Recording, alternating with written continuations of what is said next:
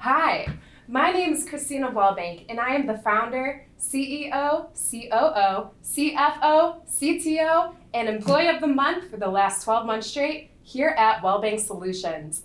Here is our plan for the ABC Corporation. Stay tuned. Hello, I'm John George. I am an intern with WELLBANK Solutions. My name is John Kim. I'm a CEI, Chief Executive Intern. I've been for about 6 years, and I'm still an intern.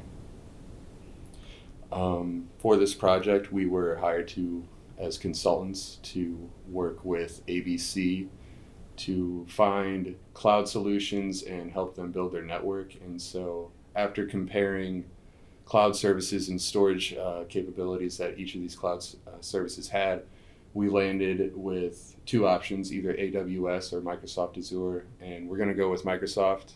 They can get just as much done at a cheaper price. And so we were looking at their different types of blob storage, their different types of archive storage, and then we're also looking at their file storage and trying to figure out which one would best suit what ABC needs. Also, we are looking at the Office 365 package that will be at a discounted price, and it will include printing capabilities, messaging, emailing, and it will have all the services that are required to run the ABC facility. And we are looking to expand this networking package so that ABC can run at full capacity. I've been doing research on monitoring devices and access control systems.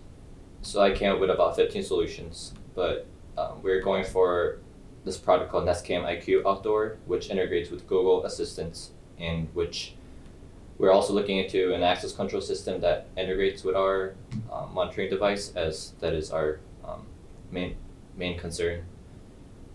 And it offers with a lot of aspects, including 24/7 continuous monitoring with cloud system.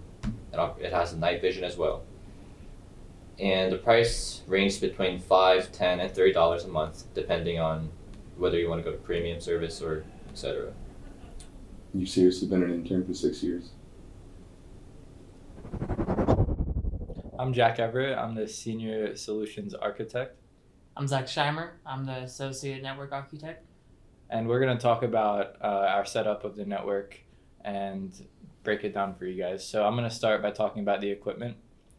We're implementing one Cisco 3650 switch. This is going to be in our core building, JSC. And then at all of the other buildings, there's going to be 60 in total, 2960, 48 port switches, more than enough density for the amount of people in each building. And these are going to be our distribution and access switches, like I said, in all buildings. Now, it's important to note some of the protocols that we're going to be using, and these can be improved upon, which I'll talk about next. But what we have implemented currently is inter-VLAN routing, spanning tree protocol, VLAN trunking protocol, DHCP, and NAT can also be implemented depending if an internet connection is the desired route for this RFI. So some other recommendations are also servers dedicated to DHCP, DNS, and email.